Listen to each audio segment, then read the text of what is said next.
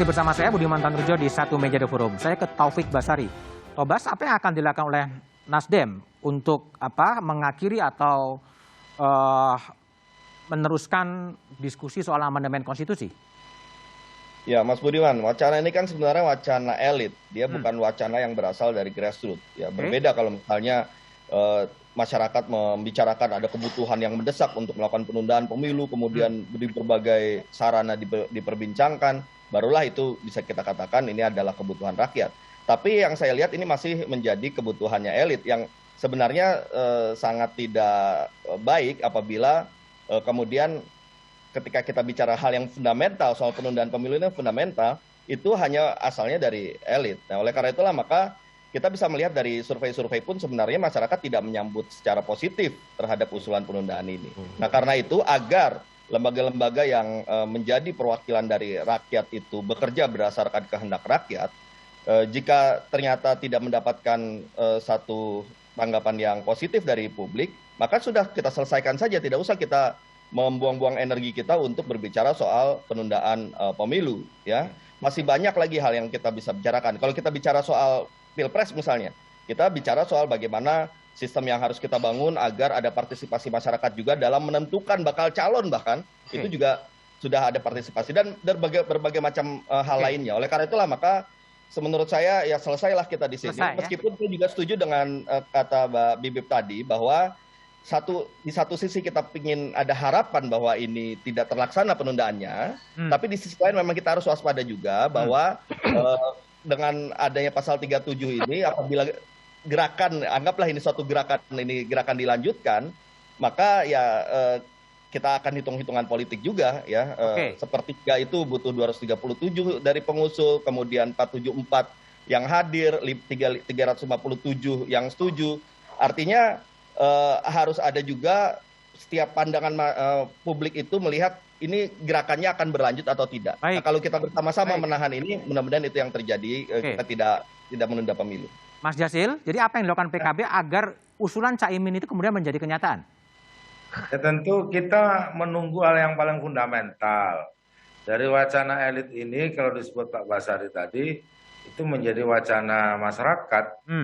Kalau itu tidak sambung, ya sulitlah untuk bisa direalisasikan. Nah, tapi karena kita ini partai politik, misalnya yang juga tugasnya pendidikan politik, dan juga melakukan komunikasi politik, ya tetap aja kita lakukan komunikasi politik. Gitu. Nah, kita tahu betul bahwa amandemen ini juga harus berdasar kehendak rakyat. Apalagi kalau hanya sekedar kehendak wacana juga tidak mungkin. Kalau ini wacananya dari rakyat nanti, kan kita masih ada waktu ya. Kalau Pak Basari misalkan mau nutup, ya nggak ada masalah. Wacana nggak ada yang bisa ditutup. Terus namanya wacana itu nggak ada yang bisa ditutup. Oke, baik Mas Jasil. Mas Kris, jadi masyarakat sipilnya harus ngapain nih menonton wacana-wacana yang dikembangkan, harus gimana terusan? Oh enggak lah, karena begini, politik itu tidak ceteris paribus, tidak konstan, dinamis karena tarik-menarik kepentingan, ya. Oleh karena itu, apa yang disampaikan Mas Budiman itu justru malah mengingatkan kita, ini mesti harus ditangkap kepada masyarakat, terutama media, untuk apa? Untuk membuat masyarakat lebih waras. Diskurs publik harus dilakukan terus, tapi dengan yang konstruktif. Debat-debat harus menjadi suatu wacana yang menjadi suatu dialektika. Ada tesa, antitesa, sintesa, dari satu seperti itu. Jadi ini menurut saya momentum yang sangat baik sekali untuk itu ya. Karena sekali lagi bahwa kita, dan kedua, usia itu jadikan ingatan, jangan pernah ada lagi orang yang bermimpi untuk mendapatkan orang kuat. Tidak ada. Pemimpin politik kuatnya apa? Kuatnya ada daya tahan untuk bisa apa? Untuk bisa telaten, tekun, teliti, cermat, mengelola berbagai kepentingan, dan kemudian membuatkan kebijakan untuk kepentingan bersama. Itu tidak bisa dikomando. Baik, Bibip, jadi apa? Civil Society dan Asosiasi Hukum Tata Negara ini mau ngapain? Jadi begini, saya masukkan dari sini dulu Mas Budiman. Saya kira kita harus membedakan nih antara pendidikan politik yang substantif dengan sekedar melempar wacana. Bagi saya yang sekarang dilakukan bukan pendidikan politik. Ini adalah melempar wacana yang sebenarnya tidak produktif sama sekali.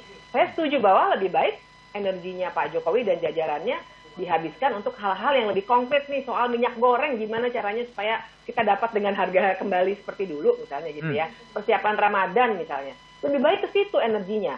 bagi saya ini bukan pendidikan politik. Sehingga kalau kembali ke pertanyaan Mas Budiman, apa yang mesti dilakukan?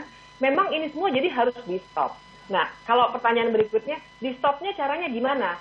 Pertama, kan sudah jadi pola ya bahwa ada wacana dilempar, kemudian ditunggu nih reaksi politiknya atau reaksi masyarakat sipil seperti apa. Jadi masyarakat sipil harus dengan kuat menyatakan penolakan ini. Dan yang kedua, Pak Jokowinya sendiri menurut saya kira memang betul-betul harus ngomong deh. Mungkin kita ingetin lewat Mbak Dani ya, harus ngomong bahwa ini adalah sesuatu yang tidak perlu dibincangkan. Tidak dengan represif, bukan berarti secara represif diam kamu begitu ya, tapi mengatakan kepada jajaran di bawahnya, ini kan Pak Muhaimin dan lain sebagainya ada dalam koalisi Pak Jokowi. Sebagai kepala pemerintahan, sekaligus kepala sebuah koalisi yang besar sekali, ia bisa meminta agar kolega-koleganya berhenti membincangkan hal seperti ini dan kemudian fokus pada kerja-kerja konkret. Itu sebenarnya yang harus dilakukan. Jadi jangan lempar itu terus begitu. Baik, Mbak Dani, terakhir, jadi Presiden ini harus ngapain? Membiarkan wacana ini terus didiskusikan atau stop dan menyelesaikan program-program yang lebih pragmatis sebetulnya?